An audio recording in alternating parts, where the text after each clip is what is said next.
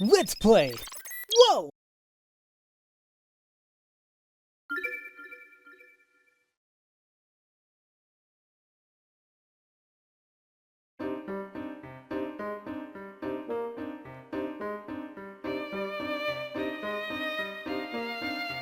Hello there, ladies and gentlemen. You all may call me Pharaoh, and I guess we're just gonna delve right into our continuation of the Professor Layton Marathon series, going into the second game, Professor Layton and the Diabolical Box, also known as Pandora's Box, apparently, in the European and Australian regions. Can't really tell you the reason why they changed up the name, but either way, this is, as I said, the second game in the series, the second game in the original trilogy, and I know very little about this. I want to say, man, I might have played like a teeny bit of like the intro years ago, but I never really delved hard into this game. So a lot of this is going to be straight up new to me, and we're just going to see what's what. I think I'm still going to go ahead and use the idea of, like, I'm going to try aiming for all the hint coins, at least, like, show them, like, where they are, try solving all the puzzles, and just kind of take things from there, you know? If I do get stuck on a particular puzzle, or I am not certain of my answer, I don't know yet what I'm going to do. Do I take the damn hit, you know, or do I, you know, look it up? I don't know yet. So, because I think the way this game differs a little bit in terms of, like, unlockables, it is determined on the amount of pick rats that you get.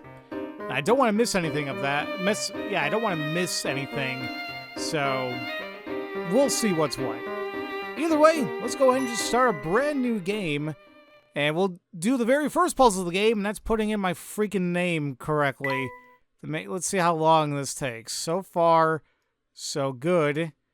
Oh, this is going to be a first try?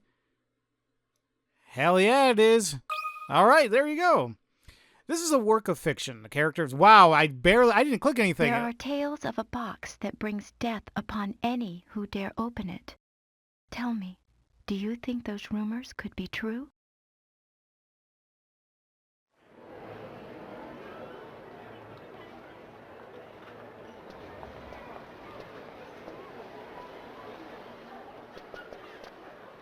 Hey, look! There it is!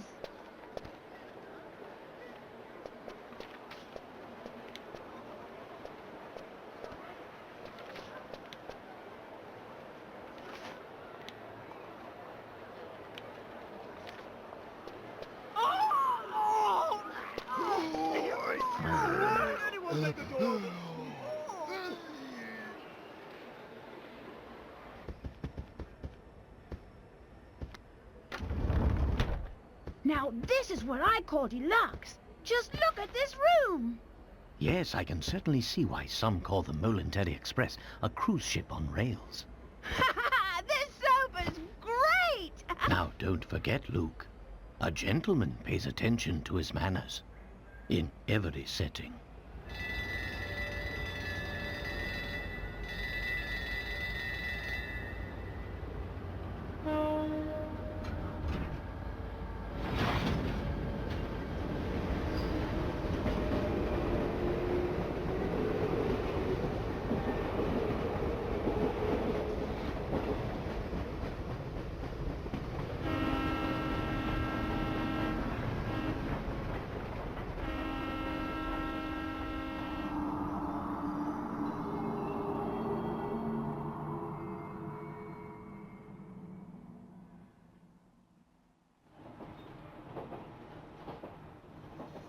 So what's the actual story behind the Elysian Box anyway? All who open it die, huh? Sounds awfully fishy to me. Perhaps so, but we've seen it happen with our very own eyes. The answer is out there, Luke, but I just need to find it. We will. I know it.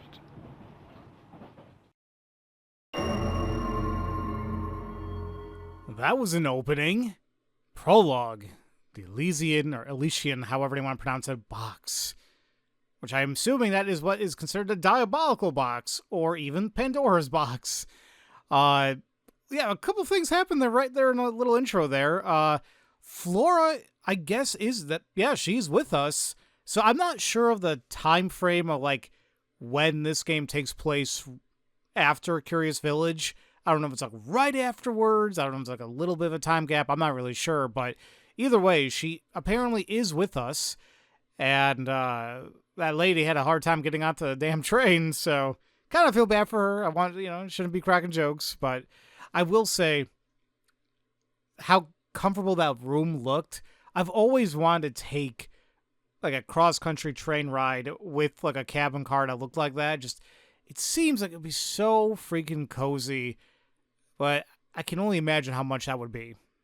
Either way, let's get started with the prologue. Opens with a letter just like the first game, to my dear friend Pharaoh. There was a box that was rumored to kill anyone who opened it. At first, neither the professor nor I believed it.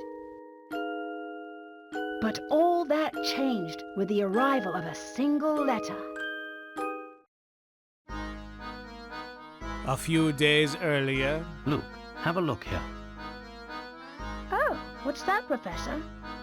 It's a letter from my dear friend and mentor, Dr. Andrew Schrader. Well, I can only imagine how big of a puzzle nut he was if he's your mentor. Is everything all right? My dear Herschel, knowing you, I imagine you've already heard of the relic known as the Elysian Box. This strange antique is infamous for killing anyone who opens it. Truth be told, I'm a bit dubious of the box's murderous reputation, but you know how I am. Once something piques my interest, I simply must get to the bottom of it. That's why I'm pleased as punch to tell you that the elusive item is finally in my possession. What's more, I believe I'm on the cusp of unraveling a great mystery tied to this box. For the moment, let's just say I have a theory, though I haven't been able to prove it yet. Initially, it was my intention to finish my research before daring to open its lid. But I must confess that my curiosity is simply overpowering. In the unlikely event that anything should happen to me, please finish the work I've started here. Your friend, Andrew Schrader. According to the postmark, this letter was sent 2 days ago. We should go pay the doctor a visit. I just can't shake the feeling that something awful has happened. Well, your intuition's usually spot on. I say we head out right away. Well, right off the bat, I'm kind of curious how Dr. Schrader came about of the Elysian Box. Well, we have 10 mysteries that we're going to have to solve by the end of the game here, starting with the Elysian Box. It is an antique said to bring death upon any who dare open its lid. According to rumors, the box has already claimed many lives and is feared in many parts of the world. Could this strange item truly exist?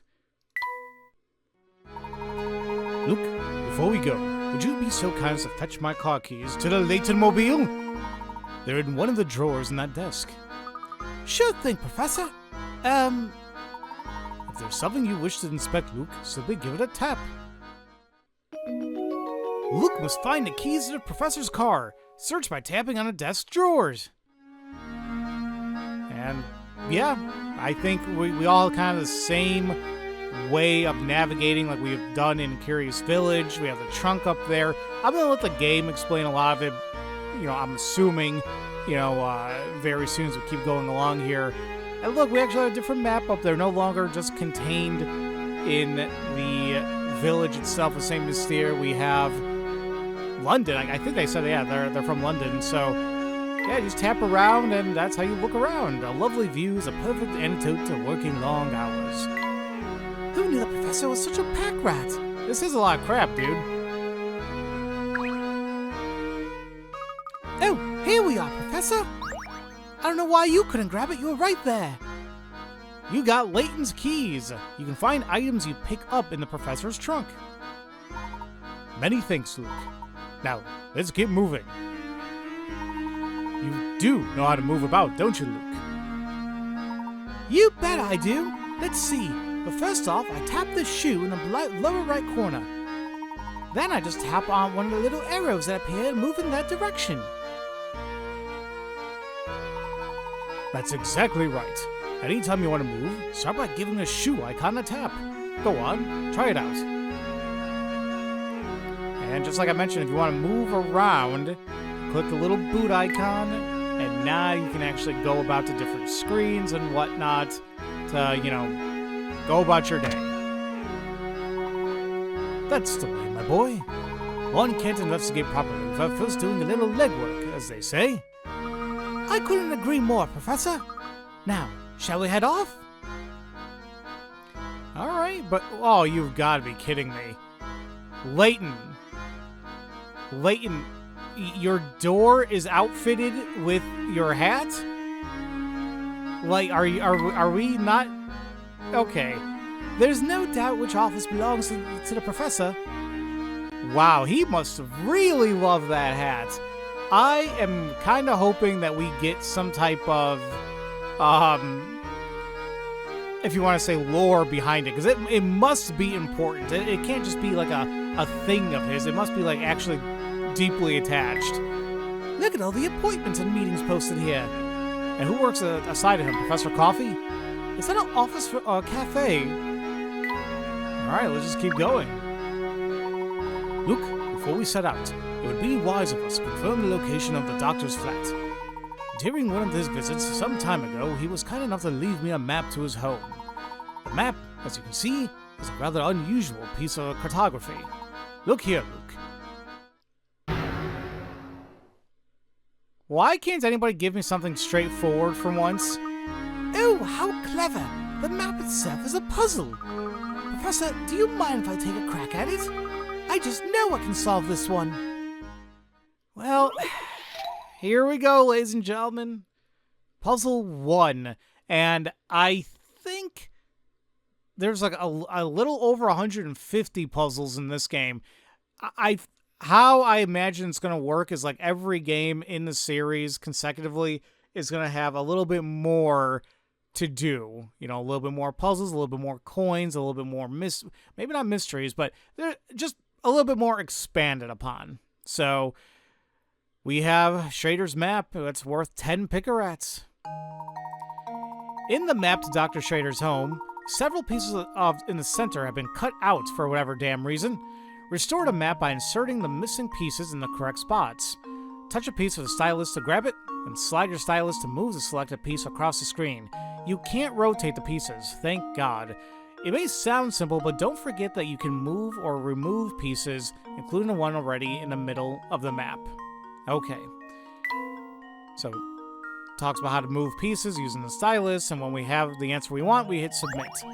Right off the bat, something I really, really like that they added here is there's a dedicated memo functionality. So now you can draw whenever the hell you like.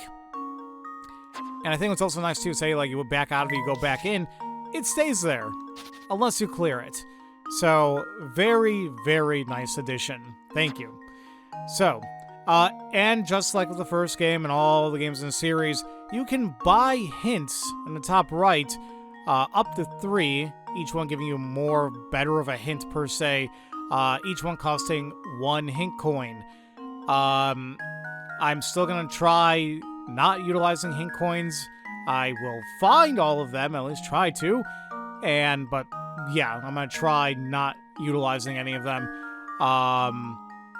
But that's how that works. And of course you can restart if I messed around, I'm like, oh, what do I do? Restart, boom.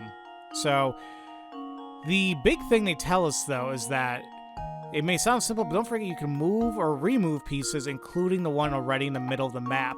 So something tells me because of that, this piece either does not work where it was, or it's not even going to be utilized. And that's kind of what I'm going for here, because just checking, none of this lines up. So, we can't put it to the side or anything. Actually, isn't this the one? I think I accidentally just kind of flipped it over. But either way, this shouldn't be too bad. Looks like it would fit, but not really. So, let's flip that around.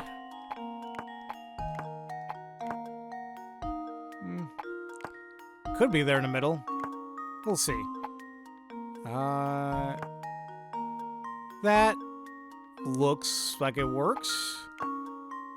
So does that. Oops. That works. And that works. Right? Yeah, everything looks connected. Everything looks like it fits in place nicely. Once you think you have the answer, hit submit. And then we get to see if we're right or not. This works. We are! Nice. That was almost too easy. That would be really bad if we messed up the very first puzzle in the game. Excellent work. Now hop to it. You got to get to Dr. Schrader's apartment. All about pick-a-rats. Pick-a-rats are points that indicate a puzzle's difficulty. The more pick-a-rats a puzzle's worth, the tougher it is. Typically. When you submit an incorrect answer for a puzzle, the number of pick-a-rats you can earn from that puzzle decreases, so think carefully before answering. Oh wait, this is a little bit different. Using pick-a-rats. Once you've beaten the game and saved, go to the bonuses section and load your game file. From there, you can enter a top secret area where a number of fun extras are waiting for you. The more pick-a-rats you earn, the more extras you unlock. So this alone is what's going to worry me about getting something wrong or anything like that. I don't want to do that. I want to get as many pick-a-rats as I can so I can showcase everything that the game possibly has to offer, not only for myself, but obviously for you guys as watching too. Excellent. With our destination confirmed, we are now ready to pay the doctor a visit. Come now. And it got added to our puzzle index. And away we go, apparently. Jesus Christ, Layton, do you know how to drive? You were kind of all over the place there for a second. You have some amazing brakes on that thing. That whoop just stopped. I do believe we found the doctor's building. But which flat is his? That, I'm afraid, I don't know, because I don't visit a man. But thinking of it now, the letter I received did mention something about this place. And of course, it involves another puzzle, the doctor's home. Find Dr. Schrader's window from the details in his letter. In the morning, I often awaken to the sound of music drifting in from a nearby flat. Looking out, I spy a flag fluttering gently outside my window. Take a single sip of my tea and turn my attention to the morning sun. Not many flats in London have a view of the sunrise anymore, you know? Circle the window from which the doctor views the sunrise. Alright, shouldn't be too bad. And some puzzles, we simply have to circle our answer that's in the diagram. And once we think we have it, hit submit. Now, this is where the memo thing's gonna come into play. Instead of just doing that, I can hit memo. And it's like, alright, let's start kind of doing order of illumination, right? He says it's going to be facing the morning sun, right? So, we can get rid of these 3 at the very least. And actually, a few of them are kind of like low, so I don't think it's even going to be this one. Now, he also does mention that he sees a flag fluttering gently outside his window. So we look for the ones that don't have a flag, like this one, or... I can't even tell. Is that a flag, or is that, like, laundry? Well, either way, we'll give it a benefit of doubt. We'll kind of leave it. But he also hears music. Well, it's not going to be the guy who's actually singing, so there's that. Now, we still see there the kind of the bottom ones, they're all kind of hidden away from the sunlight. You're not really getting that morning sun. So we can get rid of these, and I think it's kind of the same thing, the one on top. So order of elimination would be the one up here because it matches everything.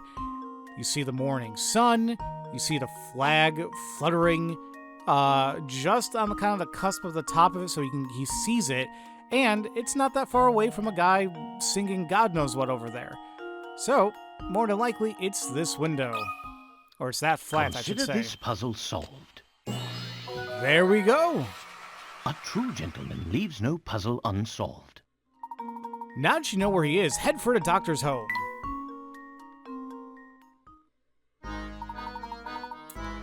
Look, that's sorry, my voice kind of, oof. Unless I'm mistaken, I think we found the right flat. Now follow me, Luke. We're going up. Wouldn't there be, like, I don't know, buzzers indicating a name between each apartment, flat, building, whatever? Either way, let's not worry about that. Oh, I nearly forgot. Before we leave, let's review how to use this trunk. So open the trunk and just tap the icon in the upper right corner of the screen. That might have been late, Luke. Inside, there's all sorts of helpful information filled away under different icons. Touch an icon to use it. To save the progress we've made during our investigation, just tap the icon marked Save. This icon is a puzzle index. Tap it to view all the puzzles we've encountered thus far. Solved puzzles are marked with a check, and those we've yet to finish are blank. Puzzles we've already finished can be replayed by selecting them from the screen. Also, the index shows the locations of unsolved puzzles we tried so that we may revisit them. Tap the journal icon to display my personal notes on key story events. So whenever you need access to the trunk, just give it a tap. Let's go ahead and just go over that right now.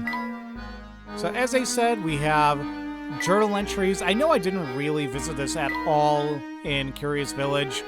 It doesn't really tell you when these journals get updated. It just kind of goes like, basically any new story segment, know that more than likely a journal entry was made. I don't think it's really necessary to read all of this, but I'll try to remember to click on it at the very least so you guys can quickly read it. I'm going to pause the video, whatever, but there you go. And look, there's actually more to it here. The last game had 8 pages full. This is at least going to have 10. And as I mentioned, we're going to have various mysteries. They will get updated as we keep going on, and eventually we'll solve each one, hopefully. Puzzle index. We'll see all the puzzles in the game from here. Saving. Saving's very important. I love they have a little icon for Flora. Nice. Actually, where is Flora now that I think about it? Anyway, we also have 3 options below that could be a little bit different compared to what it was in the first game. Remember, we had the gizmo, we had the painting, and we had the inn. So we're going to assume that we're going to have something a little bit different this time around. What that is exactly, we'll find out. I have no idea.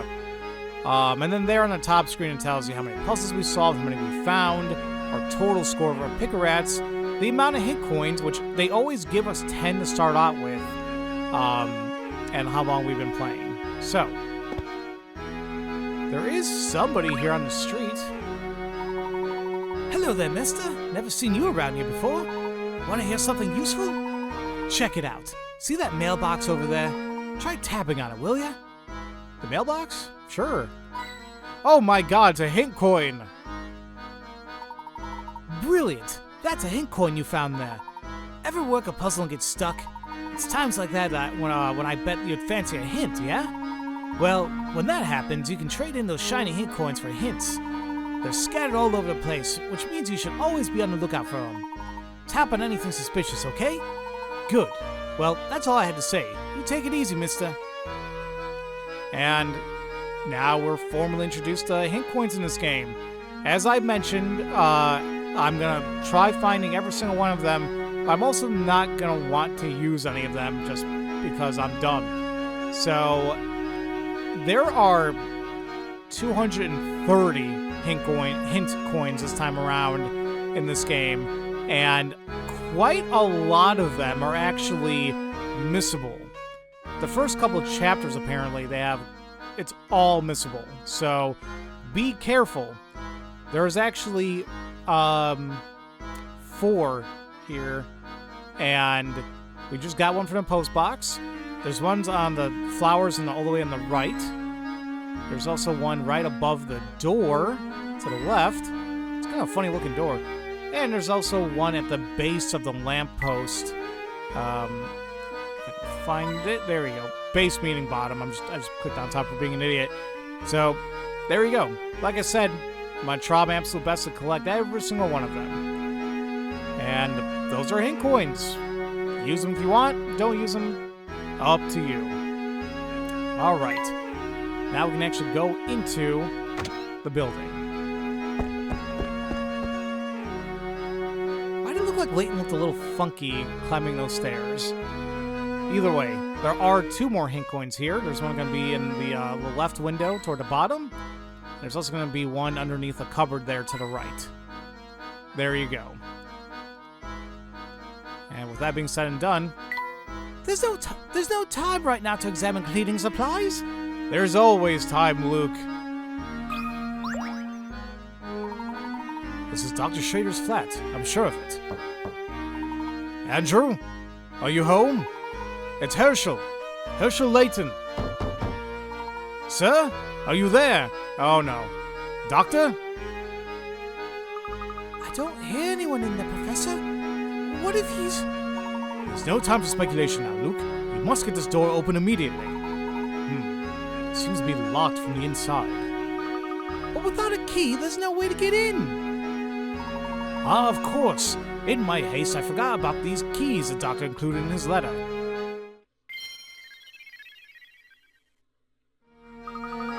Quick, Professor, let me try them on the door. Huh? That's strange. It doesn't seem like any of these keys work on the lock. Luke, don't you see? Dr. Schrader has set before us yet another puzzle to solve. Because this isn't a dire situation or anything like that. The right key. Which key opens a door? As you might expect, the key won't open a door if its shape won't let it pass through the keyhole. Use your stylus to fit keys into the lock.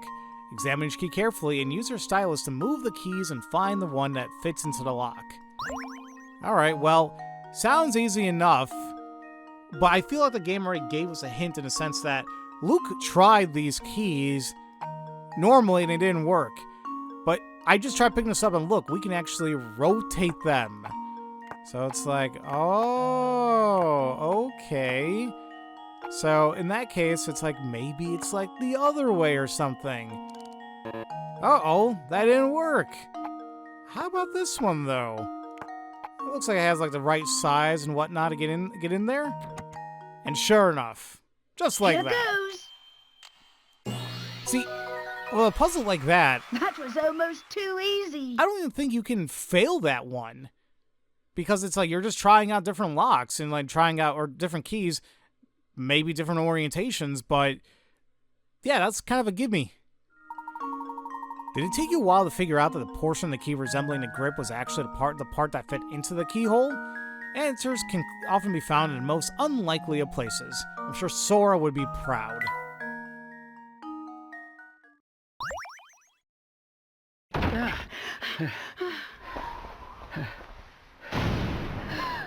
Professor! Yeah. No, Andrew. I'm sure he's How just... could this have happened? I'm sure he's just a robot, Layton. Don't worry about it.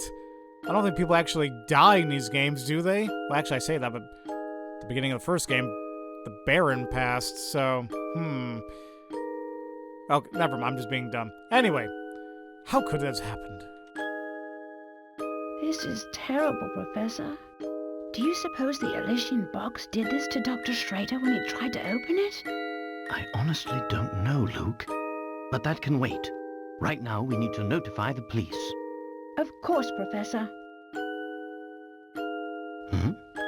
What do we have here?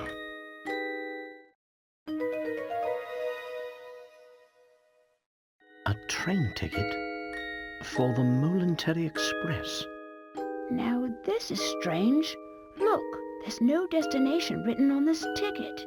Have you ever seen a train ticket that didn't say where it was taking you? Yes, very strange indeed.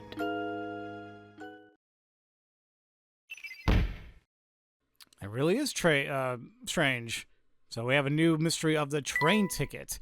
A single ticket with no visible destination was discovered in Dr. Schrader's home.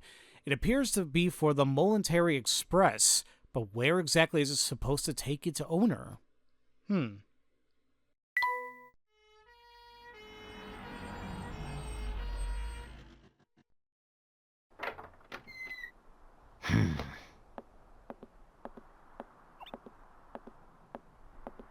Excuse me.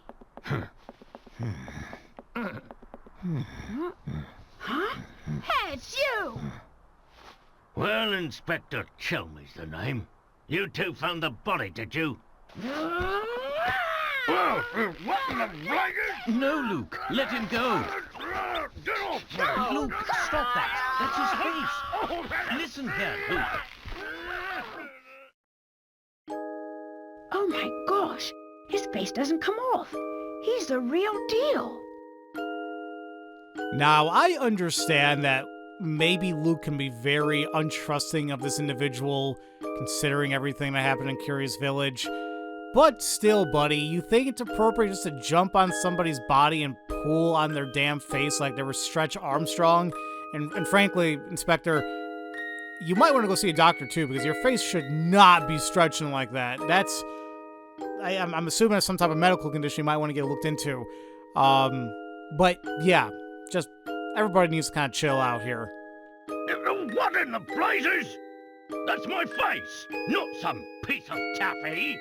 I'm so sorry, sir. I didn't mean it. I was sure we had another imposter on our hands. What in the world is this child talking about? I swear, young ones these days have no manners. My apologies for the confusion. Allow me to introduce myself. My name is Professor Layton. I'm a professor of archaeology at Gressenheller University. Oh. So, okay, I guess I completely forgot about that. He's an archaeologist. So to make him even cooler, Layton is basically Indiana Jones. Right? Wasn't Indiana Jones, he was an archaeologist as well? I hope so. I might be screwing this up. Either way, Professor of Archaeology, well, that's why they call him a professor too. He's actually a professor at Gressenheller University. And I'm his apprentice, Luke. Interesting. So if I understand correctly, you keep a child around as an apprentice, do you? What the hell are you insinuating, dude? Not at all, sir. In truth, he's... Professor Layton's apprentice, like I said. Well, now I'm even more curious. You know, and it just makes me wonder, like, when they were developing these games, did they already have a full-blown story created and they just kind of split it up among these, like, you know, well, this is like an original trilogy where they split up between the original trilogy, or did they just kind of keep building on? Because that's interesting. Well, it's really none of my concern. I have a crime scene that needs my attention. Clear a path, will you? But of course. Luke, not a word about that ticket to the authorities, all right? All right, Luke, we're going to be concealing evidence. It's totally fine. Don't worry about it. You got it, Professor. Yes. Let's see. What do we have here? A murder? Or was the crime self-inflicted? Inspector, I should tell you that the door was locked before Luke and I came in. I see. So this door, the sole entry point in and out of this 8th floor flat, was shut tight. Then the doctor was holed up in here, completely apart from the outside world, yes? That being the case, yes, I'm sure of it. The old gent must have suffered a heart attack. What? How did you come to that conclusion, sir? Use your noodle, laddie. What other explanation could there be? It's true that the flat is on the 8th floor and that the door was locked, Inspector. Still, I'd hesitate to say that this room was completely closed off from the outside. Is that so? Please elaborate. Isn't it obvious? There's something quite unusual about our crime scene that's been overlooked. Eh? It's as plain as the nose on your face, Inspector. I suppose you academics think your fancy degrees prepare you to play detective, eh? I tell you, nowadays, it seems like everybody and their mum thinks they can do my job. Now, as I was saying, the cause of death was heart failure, plain and simple. And there's what caused it.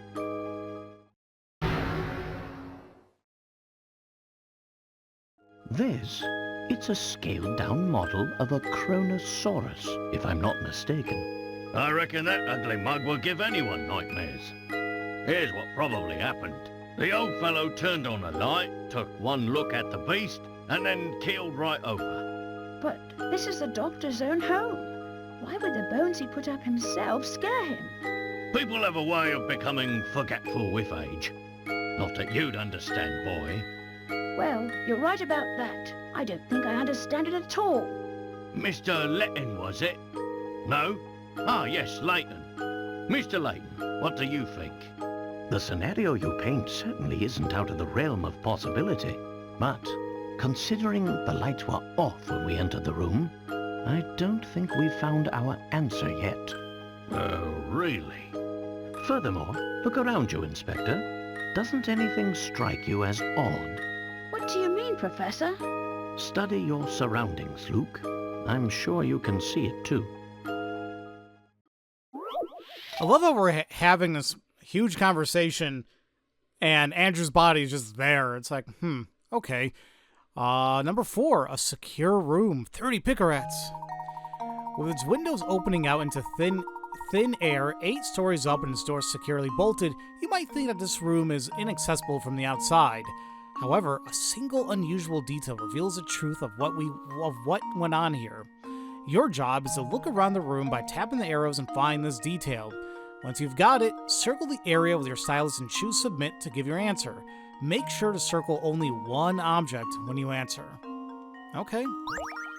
So just something out of the ordinary. As they say, hey, look, my ancestor's over there. So the inspector's claiming that this scared him to death, literally. Just does seem odd. I agree with Luke especially, like, dude, what? No, that can't be it. Don't really see anything here. It's definitely Layton, though. Don't really necessarily see anything crazy here. Might I add that whoever this little guy is amazing. I just love how he just stares blankly. I'm like, okay, well, that's happening. Like, because I'm assuming the inspector is like his direct lead or boss, whatever. He literally just stood there while Luke was going to town on his face. So it's like, the only thing maybe I would say is odd is there's chemicals over here. It's like, did something happen with that? Got one more side, though. Man, that Kronosaurus model is a lot bigger than I thought. And there is something that sticks out quite a bit. You take a look at the window. You can take a look at the curtains, more specifically. One of them is actually ripped. That seems kind of odd. I think that's it. Here goes. Piece of cake. Nice eye. For some reason, part of the curtain shown here has been ripped clear off. Of course. This window is missing a curtain. So it is. But what exactly does this have to do with my crime scene?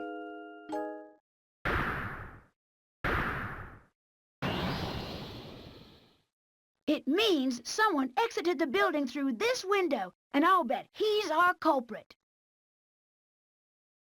I'd say that's a sound theory. Well done, my boy. Good job, Luke. You showed the inspector, like, you're an idiot. See, I love that he had, like, an angry face, too, pointing at it. He's like, if you look there, you'll see what happened. But, yeah, so what? Somebody killed Andrew? Or was somebody there and he got scared and they left? Eventually, we'll find out all these mysteries. Oh, yes. Sound as a pound. I was just about to propose the same idea myself. Liar! Shh, Luke, listen. I don't believe our friend the inspector will be of much help to us. What say you and I conduct a little investigation of our own? Professor, look! There's something in Dr. Schrader's hand.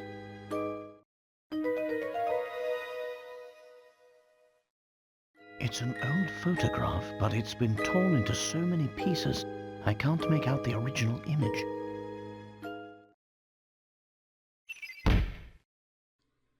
So he had a torn photo in his hands. Did he tear it up before he died, or what's what? Torn fragments of a photograph were found in the late doctor's hand. In its current state, it's impossible to make out the contents of the photo. What could it be depicting? Is it going to be a puzzle? I'm sure, it doesn't look like it's that many pieces. I'm sure we'll figure it out. It's not like it's shredded. Hey, what's the big idea? You can't just point evidence in a crime scene. Get your hands off that... what is this anyway? Not that it matters. I'll be holding on to that. Now, out with the both of you. Oh, fantastic. You found a torn photo, but Inspector Chemley confiscated it, because screw you. Ah, but we're not done!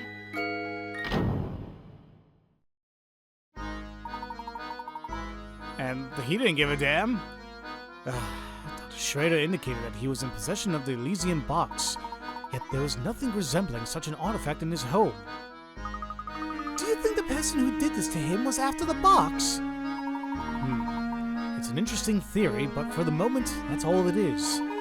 However, it's my belief that we hold a clue to understanding today's events, namely that ticket. The Molentary Express ticket, right, Professor? Correct, Luke. I believe that a trip aboard the Molentary Express is in order. If I took the money from Curious Village, I could buy the whole damn train if I wanted to, but nope, we're gonna buy tickets like a schmuck. Another mystery of the box's location. Somebody managed to steal the Elysian Box from Dr. Schrader's home without leaving behind a single implicating clue. Who could have made off with the box?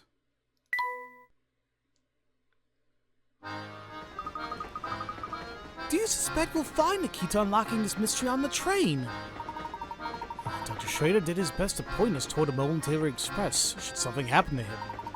Sure as fog is on a London morning, I know this train will lead us to the answers we seek.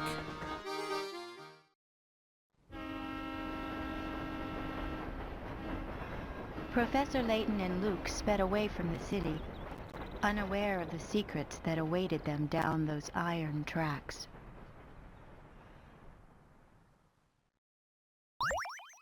Now, I'm not sure if that's supposed to be Flora speaking.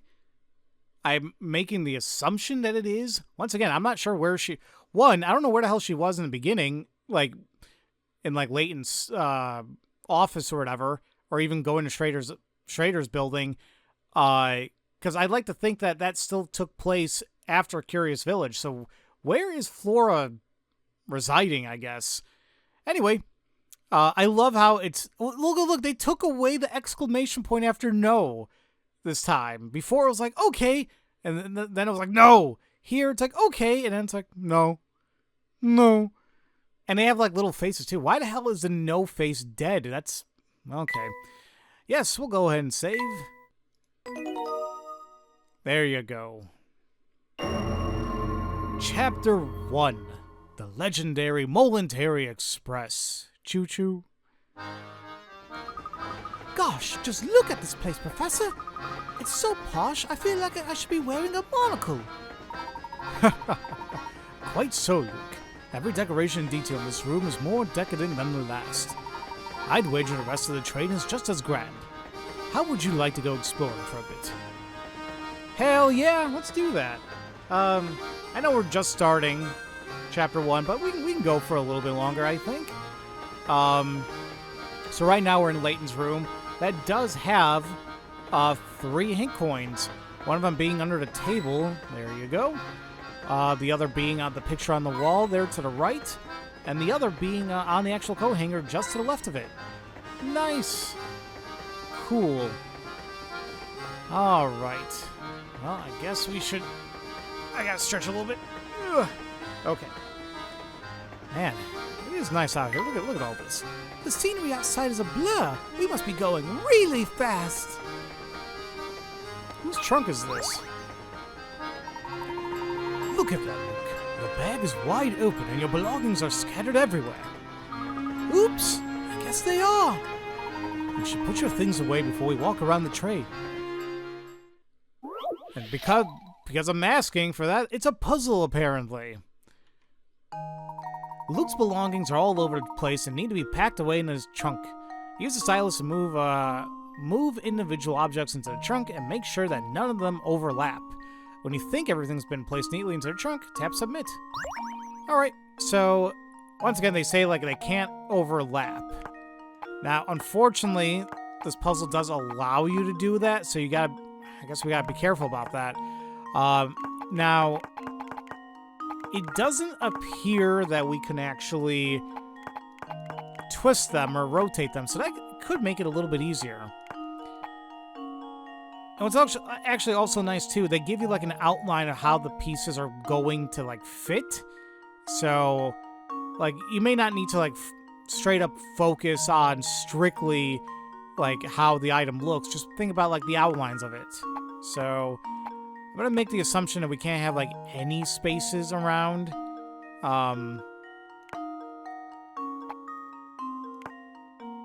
Maybe anyway. Oof. Wait. Yeah, that works. But we definitely have a lot of... Yeah, we definitely have a lot of things here that's just not gonna fit. Not without overlapping anyway. Like, my thing is, we should probably focus on maybe, like, the larger items. See if we can, like, fit them in any regard.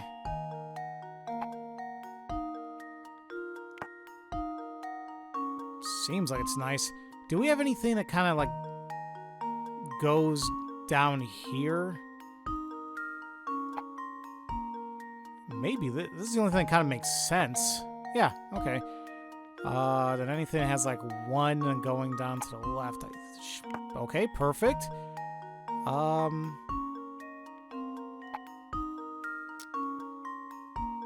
It's gonna be a little weird. Maybe that. Maybe not. Never mind.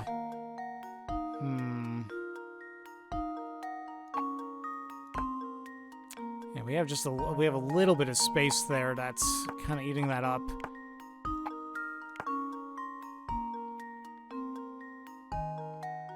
What can go over here?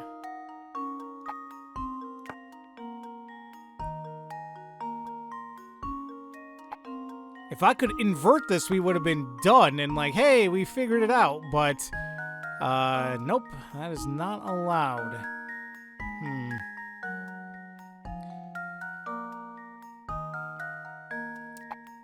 If I flip these, and now I'm just kind of curious. Oh, yeah, that was it. All right, yeah, nothing's overlapping. Everything seems in order. Let's see if we're actually right, though. Works. Hell yeah, okay. Piece of cake. Now, I was going to say, like, I consider myself pretty good at rearranging the attaché case in Resident Evil 4, so I have some experience. So, actually, speaking of that, I still have yet to play the remake that came out a couple years back. The copy of it is sitting on my desk. I've yet to even play it, but, yeah, just saying. I have no idea. Like, I assume they have the attaché case and the rearrangement stuff in that version. Good work. Luke should be able to close the bag easily now. Phew! It was a tight squeeze, but everything's finally packed away. A bit of planning will prevent this type of scrambling in the future. You're right, and I do feel better with everything put away. Come on, Professor, let's look around some more. All right. Well, we do have another puzzle if we click on the tea set over here. Oh, ew! Professor, the sugar's covered with ants! Oh dear. I'll have to remember to get sugar for my tea elsewhere.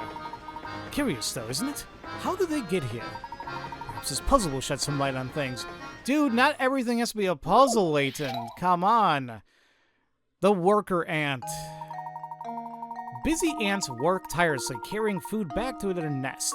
One day, one such ant was returning with food when he bumped into an acquaintance in front of the nest. Okay. Whoa there, doofus! Don't you think that you took the longest path possible back to the nest? Think about where you're going, man. Knowing that that ant never traveled the same area twice, can you trace the path he walked to get to his nest? That he never visited area twice, right? Okay.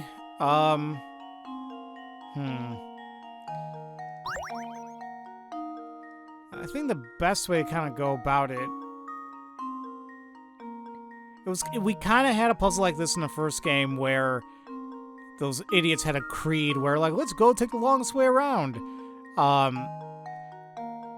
What you kind of want to end up doing is, like, you definitely want to utilize these long stretches. Like, they, in some capacity, have to or should be included in some capacity of how to,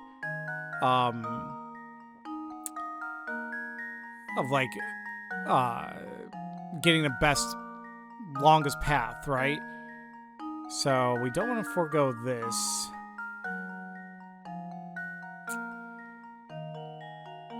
The problem is if I do that, there's no way I'm going to be able to use the left-hand side.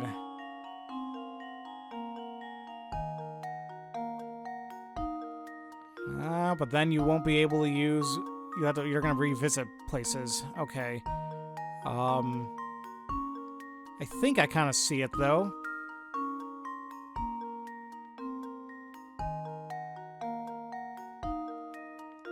If we go about that way, we're using pretty much all the long stretches of the maze, if you want to say it, as much as we can.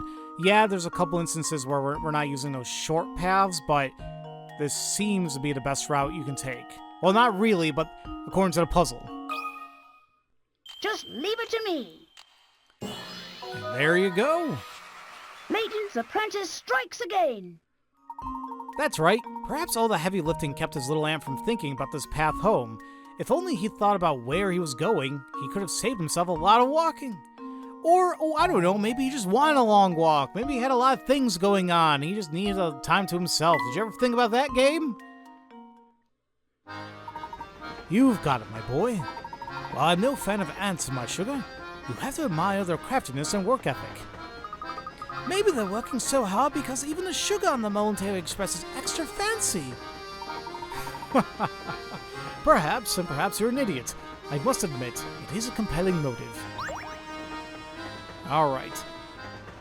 Well, that is it for this room, so let's go ahead and, let's head on out. Remember, Luke, we're here to find the Elysian Box, so don't get sidetracked. You don't have to tell me twice.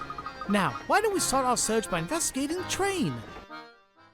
What else are you gonna do, Luke? You're on the train! Investigate it! Oh, you know what? I don't know why I'm getting so mad at this kid. The Professor and Luke decide to explore the Molentary Express. Good for them. Hi, you! You kinda remind me of that creepy girl by the clock tower in Curious Village. Anyway, we're here in apparently car 3 that has 2 other hint coins for us, including one there by one of the lights. Whoever did the lighting here has excellent taste. Yep, it's the middle light. And then one of the pillars should have it. There you go. The pillar to the left all the way on top. Alright, so we are good with hint coins for this car. Now, who are you? I hear the rooms in the front of the train are so super fancy that the doorknobs are made of gold. But no one's allowed in there except for really rich people. So, misters, are you really rich? Because if you are, you can go see the super duper fancy rooms. I would have been rich if I took the damn money in Curious Village. Super duper fancy rooms, eh? that none but the extremely wealthy can enter. If our young friend is correctly informed, there must be a set of deluxe rooms in the next car. Wow! I'm sure like to see those. I bet they're utterly fantastic. We could have, Luke. We could have seen them. I'm going to my grandma's. Where are you two going? We're actually out looking for something, dear. Sadly, we don't know where it is. Until we find a clue to point us in the right direction, we'll simply have to continue looking. Oh, that sounds like lots of fun. Here, I'll tell you a puzzle to take your mind off that stuff. How do you know we liked puzzles? A strip of paper. Hopefully it's easy. It's only 10 picarats. After trying to fold a strip of paper in half, you notice that one side of the folded strip is 1 inch longer than the other. Determined to get it right, you fold the strip again, only to discover that now the other end of the folded strip is 1 inch longer than the other. What? Are you just not doing it right? Now that you've made 2 folds along the strip, figure out what the distance between the 2 folds is when expressed in tenths of an inch. Huh. Okay. So, it tells us how to write our answer. We tap input answer, go to the answer screen. For example, to enter 31, write a 1 in the ones column and then a 3 in the tens column. Okay, so it's a little bit different because I think the first game, if there was anything like multiple, you would have to like just do it consecutively after each other. Here, it's like, they streamlined it a little bit. Just you gotta remember your freaking like ones, tens, and hundreds column. You know. Okay, easy enough. Now, it says they want it by 1/10 of an inch, right? Well,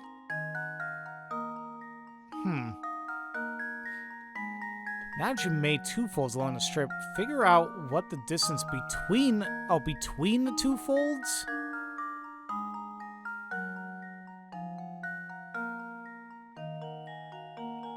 Well, wait a minute. I might be overthinking this like crazy. The fact that it's only 10 picarats made me think like it's gonna be incredibly easy, but then I'm like, wait, is it? But it's also asking. It's not asking how many inches. It wants it expressed in tenths of an inch. So that's a huge thing there too.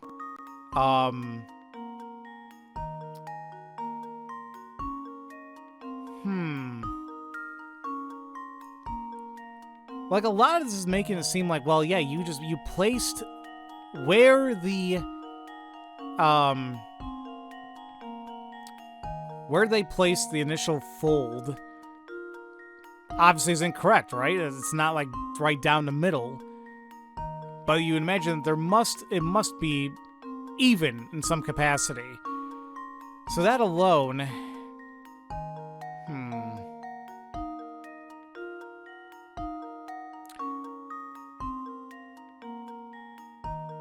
why the hell am I not thinking about this nicely? Like, I feel like I'm definitely overthinking this. Determined to get it right, you fold the strip again, only to discover that now the other end of the folded strip is 1 inch longer than the other. A whole inch longer, and we're trying to find a distance between the 2 folds expressed in tenths of an inch.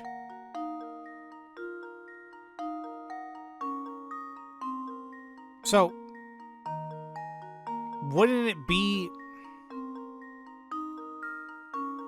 You guys are going to find me stupid here. I'm actually going to... I don't know why the hell I'm misremembering...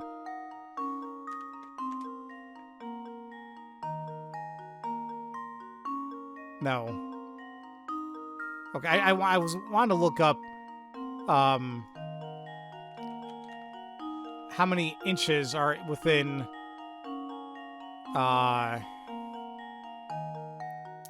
like in tenths of an inch. Like, no, that's actually quite a bit. Never mind. Because saying here like 1 inch is like a little. It's not even accurate, but it's like, well, it's not even like a whole number. Like 1 inch is a little over 2.5 centimeters. So I don't think it's anything crazy like that. But it still wants us to express it between, when expressed in tenths of an inch. You know, I've spent an embarrassing long time just kind of looking at this. And I was rereading it. I was like, why the hell? This shouldn't be hard. And it's not. I guess I got confused when it says it wants to figure out the distance between the two folds. Literally, where the question mark is. It wants us to find the distance of that. And if we already know that when they were folding it, it's an inch, like, higher there, or it's an inch more on this side, that means the distance between a fold itself is an inch. However, what we gotta worry about is that we gotta answer expressed in tenths of an inch. So, wouldn't that be literally 10? I think? This should do the trick. Okay, dear God, that should not have taken me the time that it did. Wonderful. 10 pig rats my ass. Distance between the folds is 1 inch, or 10 tenths of an inch. If you're having trouble visualizing this, which I originally had, picture that the matchbox shown above has a height of 1 inch. Imagine the areas where one side of the box connects to the top and bottom are folds in the strip, and you can see how the excess length in both folds can be represented by the other side. Okay. Well, there you go, ladies and gentlemen. You got it! Wow, those hats you're wearing must be thinking caps or something. I hope you find whatever it is you're looking for, misters. I'm hope for the same thing, girl. Alright. Well, that should be all there is in car 3. Now, we came out of the door to the left, right? I tried going back to see, but it looks like we can't. I bet the deluxe rooms make our room look like a freight car. Hold it right there, man. Sammy Thunder says entrance to that car is for VIPs only, capiche? Now, I know you like to sneak a peek, but the whole car is booked, so that's a no-go. I bet the kind of person who can rent out the whole car must be some kind of super tycoon. Indeed. I wonder what it must be like to have that much room for yourself on a train of this caliber. Well, for now I suppose you'll just have to keep wondering, eh, Professor? Ha ha ha, because you didn't take the money like an idiot. I will always bring that up because I find it absolutely dumb still that he did that. Anyway, how about we go to the door towards the back? Yes, I suppose these accommodations will do. I do hope my darling boy will be pleased. That reminds me, I believe it's dinner time for my sweet baby. I'm off to visit the dining car. Whoever the voice actress was for that, locked in. She knew the assignment. She's like, yes, let me go all out. Gosh, that lady was just the type I expect to see on the Molentary Express. Talk about rich and fancy. Quite. This train is full of many well-heeled patrons like the woman we just met. We must watch our deeds and words here. A formal setting demands formal manners, wouldn't you say? Absolutely, Professor. Yeah, sure. Sure, why not? Now that we're in car 4, we do have 4 hint coins to look for. One of them is going to be on the doorknob all the way to the left. One of them is going to be to the right of one of the doors.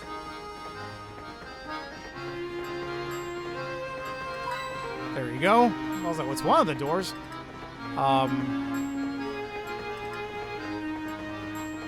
Oh, actually, there's only... let me correct myself. There's only 2 in the actual car 4. But then when we actually go into the room there to the left, there'll be another 2. I just want to make sure I'm not missing anything else. I don't think we are. So let's go into this room. I love her. Like, it could be somebody's thing. We're like, hey, we're just looking around. Now in here, there are two more hint coins. I think there should be one underneath the sofa. There you go, to the right. And another one towards the left of the sofa. Somewhere. Or is it this sofa to the left?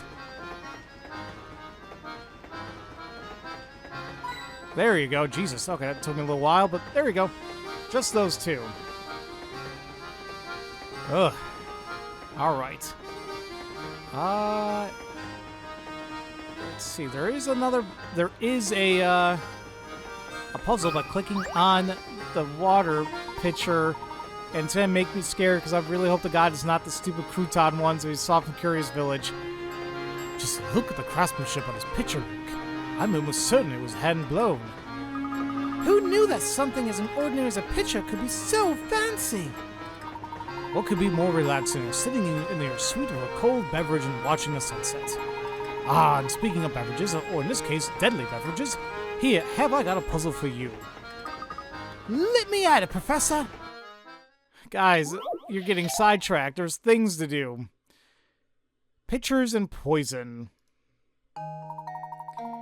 Two men, known here as 1 and 2, are playing a strange game. First, both men put their empty pitchers on the table.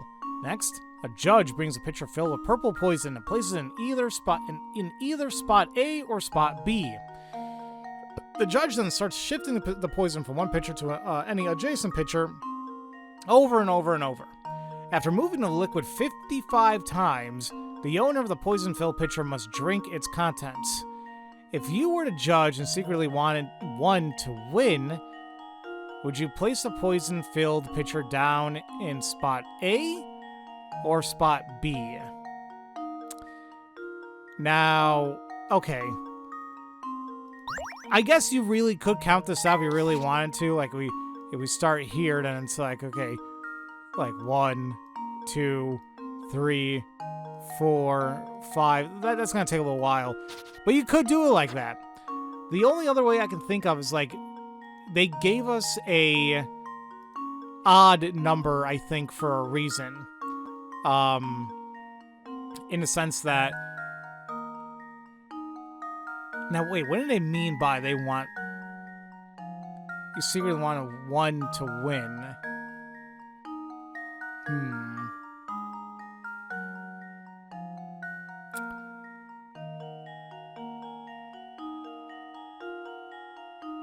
I still think, yeah, the whole point is, like, it's the reason why we have the odd number of pours.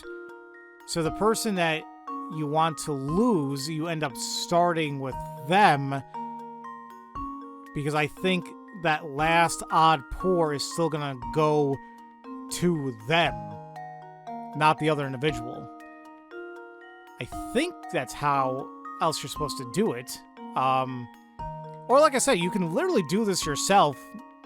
You know, you can count it out yourself, or if you actually have, like, a pitcher, you know, and water, you can do it literally yourself, physically. I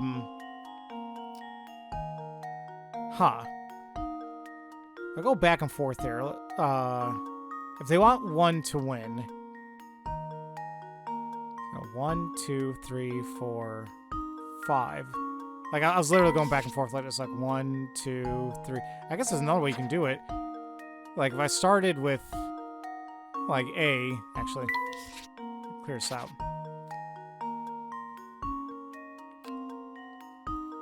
Because that's 1 pour, 2 pour, 3 pour, 4 pour, 5, 6, 7, 8, 9, 10, 11, 12, 13, 14, 15, 16, 17, 18, 19, 20, 21, 22, 3, 6, 7, 8, 9, 10, 1, 2, 3, 4, 5, 6, 7, 8, 9, 40, 1, 2, 3, 4, 5, 6, 7, 8, 9, 50, 1, 2, 3, 4, 5.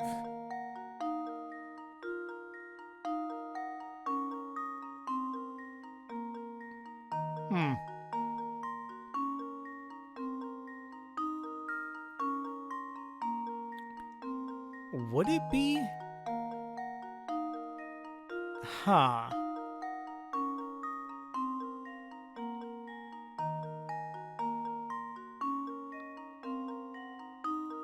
Like, I'm trying to think here, because it's like...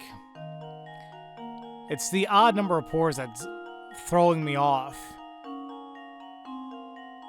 Because I feel like even when I did it this way, you'll be starting with A. Now I'm not even sure. Yeah, guys, I'm an idiot. I am so glad I kept rereading this, because I'm fairly certain I was doing my numbers correctly of the 55 pores. I'm like, yeah, if you start from A, then the other person's gonna get it, or vice versa. What I kept missing was that it says that they bring a pitcher full of purple poison, place it in either A or B, and then they start shifting the poison from one pitcher to any adjacent pitcher over and over. That includes the actual pitcher of poison itself. So kind of what I was doing here is, like, I tested it, like, okay, if I start with A, it's going to go from spot A to pitcher 1 to pitcher 2, back and forth like that. I think so, and if that's the case, and if we want 1 to win, you want to start in B. Here goes. That one, I don't know if it was the wording threw me off. Piece of cake. Or, I could just be stupid. That's not a far-fetched thing either, but there you go. The liquid changes pitchers 55 times, which is an odd number of pores. Regardless of where you set down your pitcher, whichever pitcher sits in the middle of the 3 will always contain a poison after an odd number of pores. And once again, that's where I got confused. I thought it was going between pitchers 1 and 2, completely forgetting, like, hello, we have the actual pitcher of poison. Therefore, in order for 1 to win, the poison-filled pitcher must go in spot B, because doing so will put 2's pitcher in the middle, thus guaranteeing the poison ends up in the pitcher.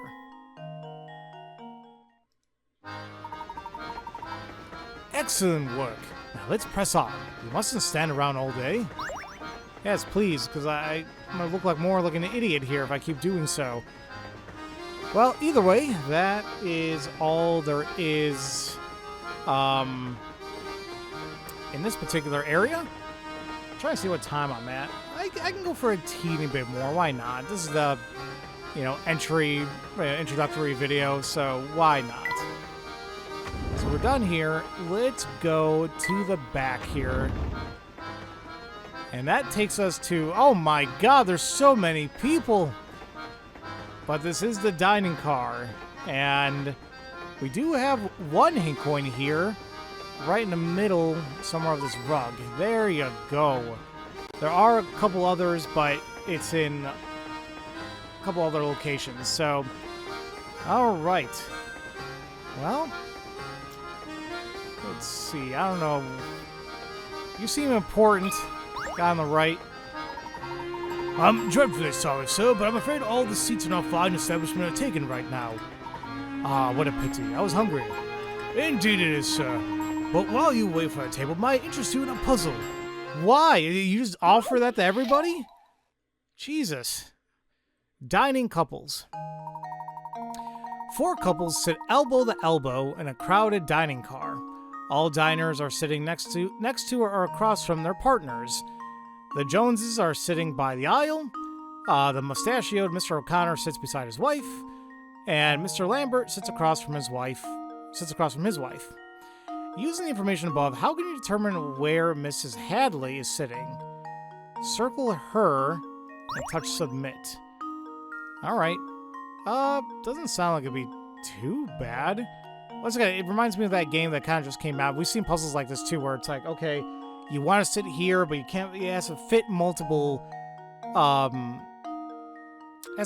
Fit multiple. Criteria, I guess. Now it's saying here that the Joneses are sitting by the aisle. And you'd imagine that would be them there. They don't say they're sitting across from each other. They're saying all diners are sitting next to or across from their partners. And then the mustachioed Mr. O'Connor sits beside his wife, which, from what I can tell, the only person that has a mustache is this guy, number B, so these two are taken. Mr. Lambert sits across from his wife. I'd imagine that's H and D. So, using the information above, can you determine which, you can determine where Mrs. Hadley is sitting. Circle her and touch submit. Well, in that case, we only have two options here, C and E. So, I'll be surprised if it's C, that's for damn sure, so, should be her. And now to test my theory. Our theory was correct. And there we have it. That's right. Since the mustachioed Mr. Connor is sitting beside his wife, both couples on the left must be sitting beside their spouses. Since Mr. Lambert is sitting across from his wife, he must be sitting at the right table. The Joneses are sitting next to the aisle, so they must be C and G. Oh. Oh, crap. I actually got that wrong. Like, when they said they're by the aisle, I guess it wouldn't make sense, like, you know, hey... like, why would a couple, like, not be sitting at the same table? But it still worked out for me. With everyone else identified, you only have the Hadleys to deal with. They're represented by E and F. Okay, either way, it worked out. I don't know why the hell I was assuming that for whatever reason they got into a fight or like, hey, well, let's just kind of change things up a little bit. You want to sit on the left side, I want to sit on the right side. No, we're good. That's exactly right, sirs. They say that nothing whets the appetite like a hearty puzzle. Oh, and it appears the table has just opened up. Allow me just a moment to tidy it up, and then I will be happy to escort you to your seats. Great! I'm starving! Oh, good! Our table's finally ready. We'll just be taking our seats then. Madam, please wait just a moment. You see, these passengers have been here much longer. Oh, nonsense! We'll not hear another word of this. You take these people before us. We are insulted. But, woman, I saw your ass get stuck coming into the train. Do you think you can wait a little bit? I do apologize, madam. It's simply that these gentlemen arrived before you. We will not be kept waiting, do you understand? Not a single second. Now out of our way. Madam. Talk about pushy. I do apologize, sirs. There's a lovely observation deck on the last car of the train. May I suggest that you spend a few minutes there while we prepare a new table for you? No need of apologies, my good man. Your job is not an easy one. We'll go see the deck and return in a bit. Wow. Okay, well, the Professor and Luke decide to visit a train's observation deck. And she's just sitting there like nothing in the world is bothering her. She didn't do anything wrong. Wow. Okay, well, I think that's a funny point to end off there. Okay, so, yeah, guys, it's going to be more of the same, obviously, compared to the Curious Village. We're going to be looking around, investigating, finding puzzles, trying to solve them, and simply taking it from there. Like, frankly, I don't know what you would say is, like, the highlight of the series. Would it be the stories they're told? Would it be the actual, the puzzles themselves? I'm not really sure. For me, I mean, obviously, I think it's a mixture of both, but frankly, I am kind of curious about how the overall story is going to unfold. I mean, I already saw how it was in Layton versus Wright. I saw how it was in Curious Village, so you know there's going to be something, like, incredibly, like, what? Happening? But all in due time. And actually, you know, before I actually fully end this off, let me go ahead and save this one more time. And we have a couple new journal entries, like the cruise ship on rails, and the whole issue of the dining car, because of whatever her name was again. I do want to check out the whole thing about the bonuses really quick. Now, unfortunately, I don't think there's a nice way I can do so from the... I had to, like, reset this, so give me a second here. Alright, so we do have bonuses. And if we load up our file... So we do have various things. We have, like, the weekly puzzles, which, once again, I won't be able to do right off the bat. I may have to get a whole different file to do so. I'm going to save that for a bonus video, obviously, all the way to the end. Puzzle index, as we're made aware, this is where we can find all the puzzles and replay them as we play the game. Okay.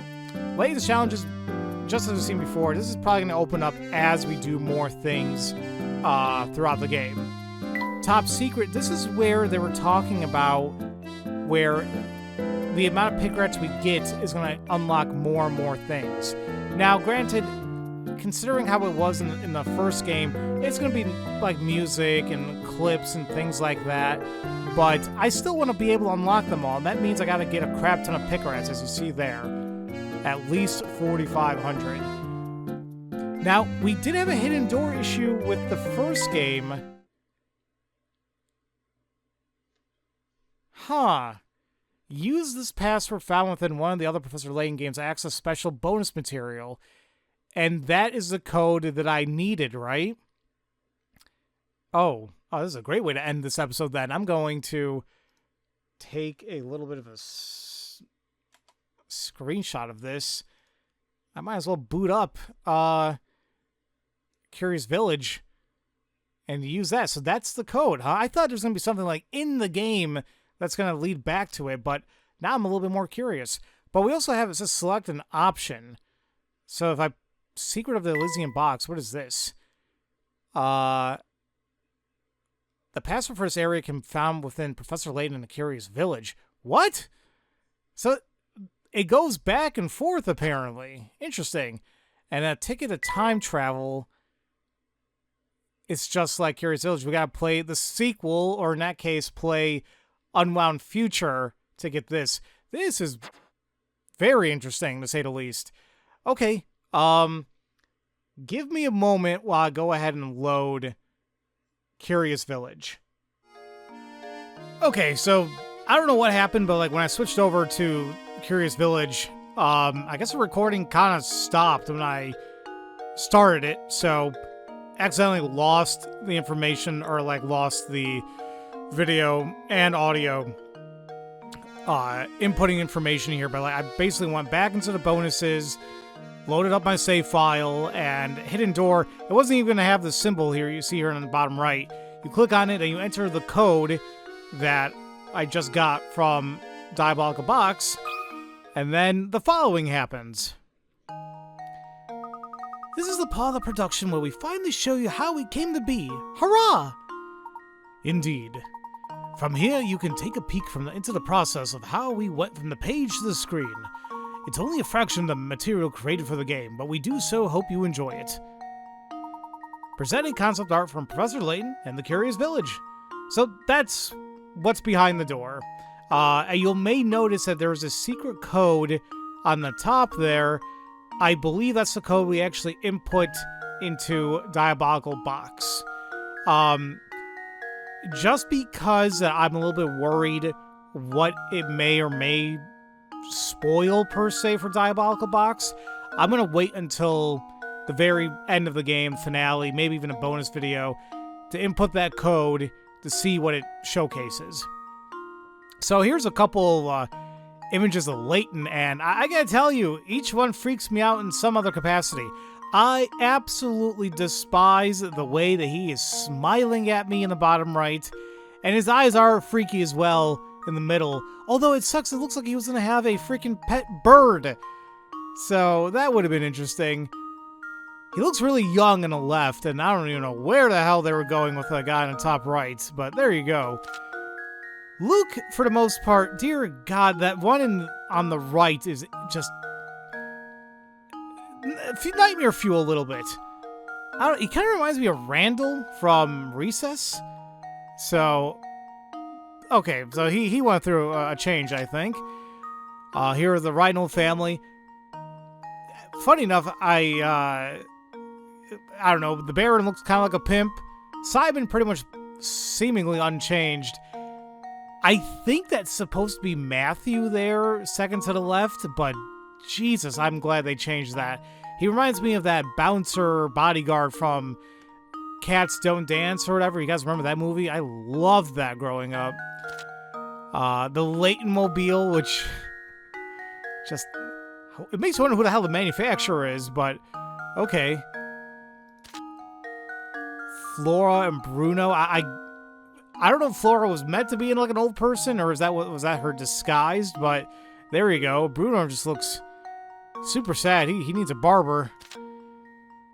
Saint Mystere. They pretty much kept Marco's thing pretty much unchanged. Always angry, mad. So be it. I don't know what's happening here. It's adorable, but frightening at the same time. It's like, can you imagine if they went this style, though? Like, just a little chibi, Bigfoot, 1 foot tall, friggin' Layton. It's just, I don't know. It's cute. And then finally, Layton and Luke. Almost looking the same. Layton does look a little bit pudgier, maybe just the angle of it, but, yeah. And then that's it. We'd like to show you more, but sadly this is all we have for you this time. We look forward to seeing you at the next adventure in the Professor Layton series. And, ladies and gentlemen, that's it. That was the whole... I can't believe that... I was expecting something like super grand. I'm like, oh, you have to play a whole nother game, or at least, get it so you can see this little secret. And it's like, oh, okay. I mean, concept art is cool. I always enjoy seeing it, just seeing like how things progressed from, initial creation to final phases and whatnot. But yeah, so I'm expecting more of the same in Diabolical Box and Unwound Future, maybe even The Last Scepter. I don't know. I assume at some point the games in the series stop this like hidden door stuff, the weekly puzzles, etc., etc. But we'll see. We'll get to each thing momentarily. But either way, that is going to be it for me today. And next time, ladies and gentlemen, we will continue exploring the Molentary Express. Maybe talk to the big old lady that stole our seat and simply take things from there. So, as usual, thank you all so much for watching, and I will see you all next time for Let's Play Professor Layton and the Diabolical Box. Love you all so much, and don't forget to spread that love around. Have a great day, everybody.